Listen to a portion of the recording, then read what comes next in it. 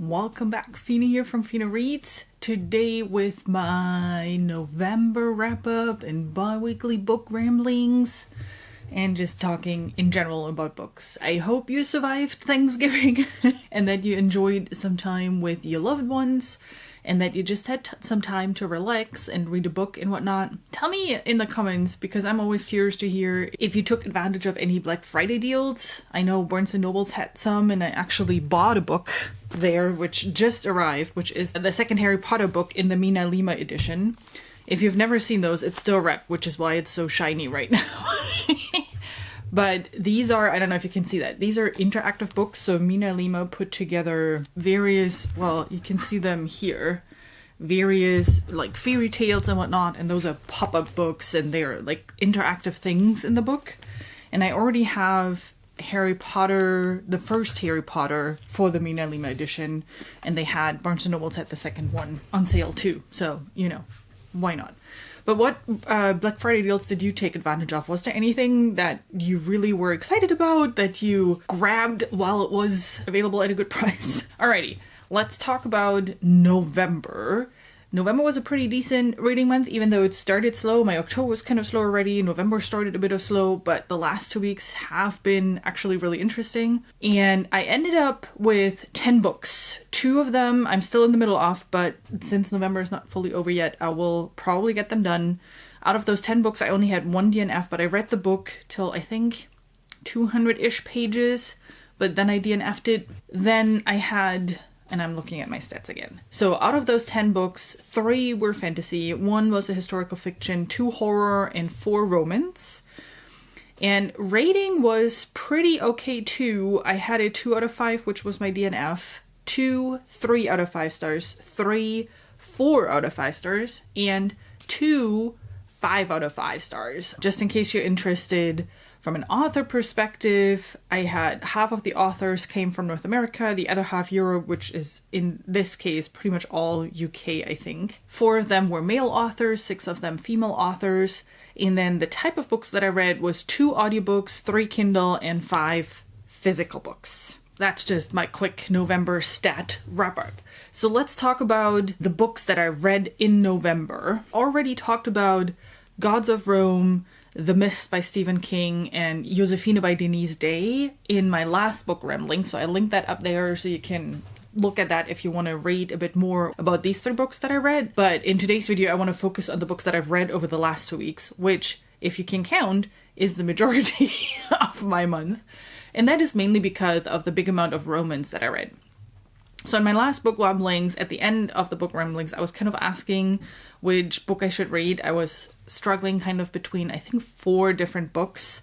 And I ended up going with The Love Hypothesis and Dragonfly Falling. Those are the 2 books that I picked from the 4 that I was thinking about, because I will talk about that a little bit more during my December TBR.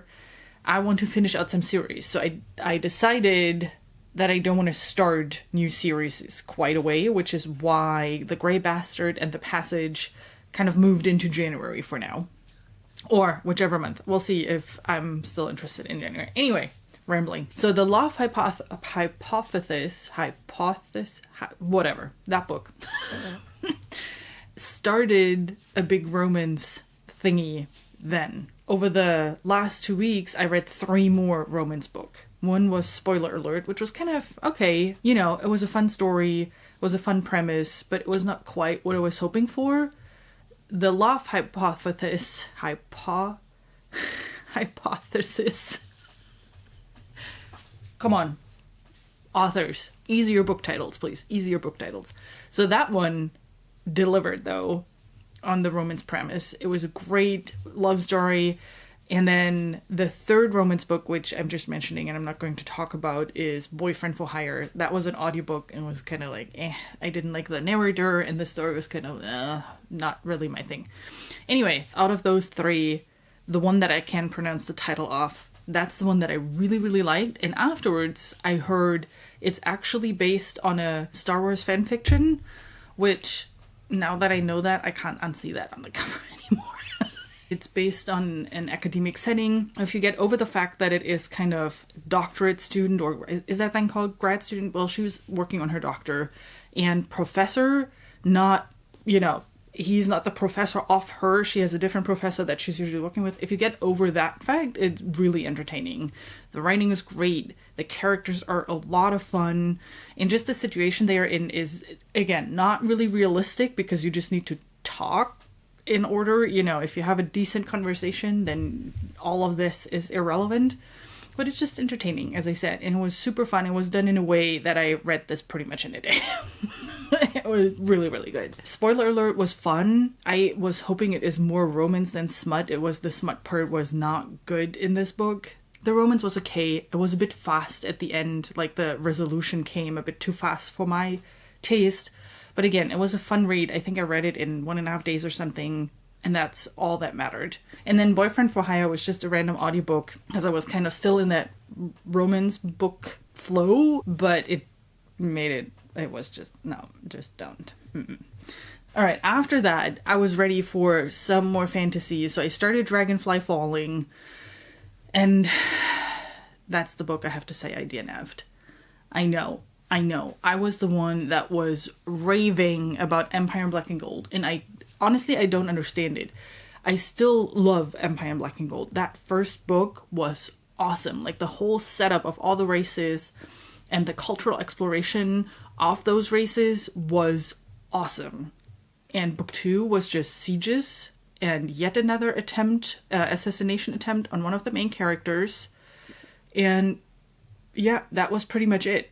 There were a bunch more characters that were introduced, which is not an issue, but there was no motivation for who these characters are, where they are coming from, why they are relevant. Okay, given there are 9 more books or 8.5 more books in that series, so eventually, hopefully, it would have been explained at some point. But it was 200 pages in, and there was, even for the characters that we met in book 1, I still don't know why they're doing what they're doing. There was no character depth to them.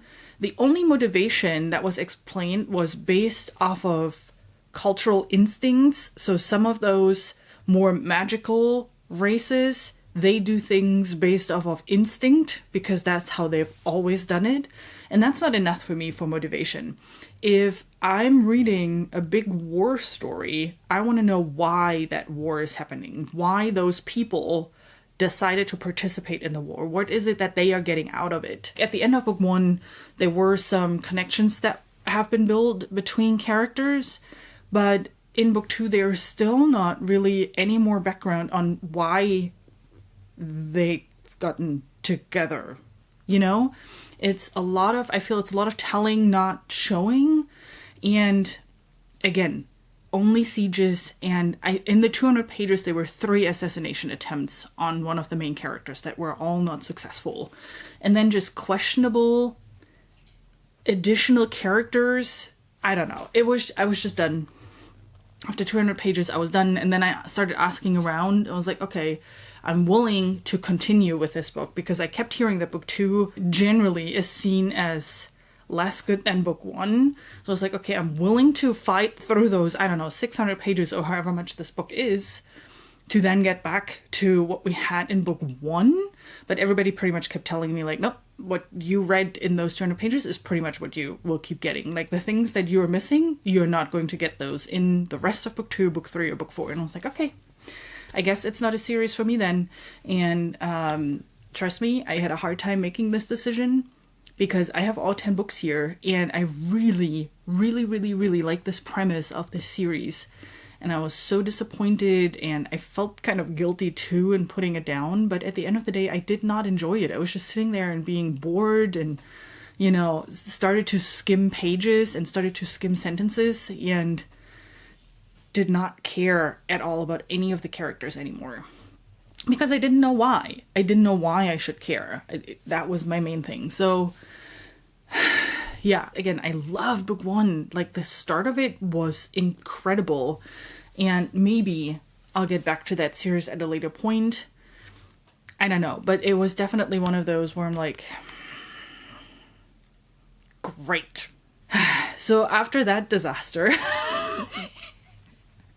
And I don't know how else to explain it. I still feel bad for DNFing this series, but I just, I enjoy reading and I don't want to take the fun out of it. I'm not reading to torture myself. I'm reading to escape, and to fun and to experience other things. And if I can, then yeah. But this one, trust me, this one hurt. And yeah. After that, I decided to go with something quick. Again, so no worries, no romance. I decided to read Baby Teeth, which was a horror story by Zoe Stage, and that is her third book and the only one that I was missing from her. So I've read all the books that she published now, and she's going to be one of my auto-buy authors, no matter what. Out of the 3 books that I read from her, 2 of them were awesome. The third one, Getaway, was kind of Baby Teeth, incredible. I was sitting there like, what the F is going on here? What the F is wrong with this kid? And I love this.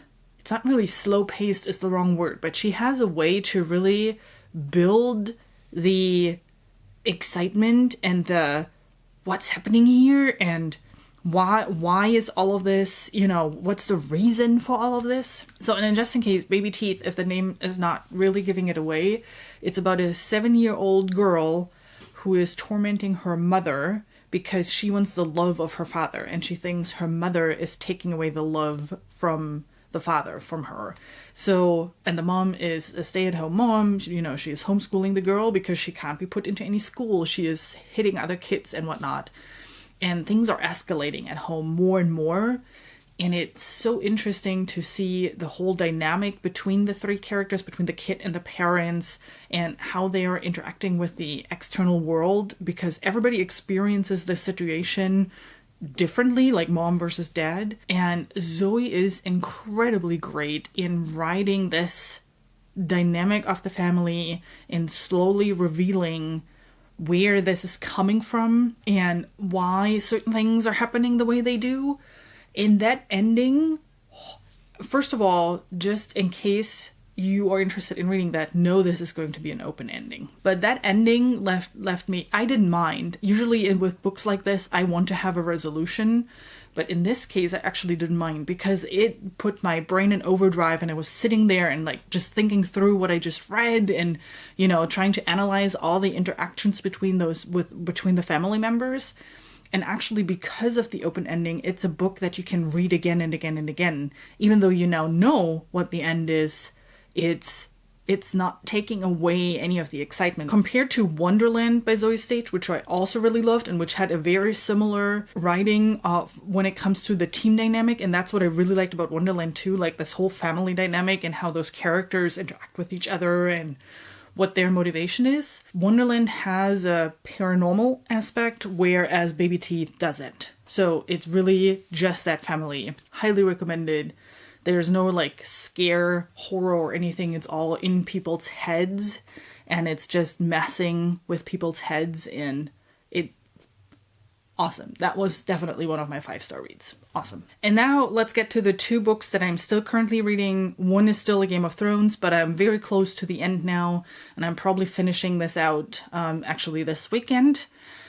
So I'm not going to talk anymore about it because I mentioned it so often now. The other one is The Bone Shard Emperor, which is book 2 in the Drowning Empire series. I'm about halfway through, so I also think that I will get it done this weekend. And it continues where book 1 stopped. So far, I'm not super hyped about it, but I'm also not super bored right now. It's a lot of just continuation of how book 1 ended. It's a little bit more developing of the main characters. It's a little bit more explanation as to what's happening in this world, a little bit more history of the world and, why certain decisions have been made over the years and where they have been coming from. And slowly revealing some of those why the world is the way it is right now. So still a very interesting setup. I still like the world in general. I still love the Animal Companion. Fun book. I love the premise. I love, just the whole setting of the world. Some of the characters I really, really enjoy and what they're struggling with, right? What they're like them trying to figure out their place in the new world. And it's just yeah, it's just good writing. Let's put it that way. It's just really good writing. I don't think it's going to be a 5-star read for me, just because the middle part is really a lot of, driving plot forward. There's a little bit telling, not showing, but not too much. I think that could have been tightened up a little bit, similar to book 1 again. But overall, it is really a solid read, and it's a solid, so far, second book. But again, we'll see. Once I'm done, we'll see. Alrighty, and now we could talk about what I'm planning on reading for the next 2 weeks, but I'd rather point you towards the December TBR, which is coming out soon. So you can definitely take a look at that, what I'm planning on reading on the rest of the year, because I'm talking a bit in more detail about those. I probably start, though, just to give you a sneak peek on what I'm thinking about reading in December. I'm probably starting with the Foundation series. I want to finish that out, at least the trilogy part of it. But that's currently my thought.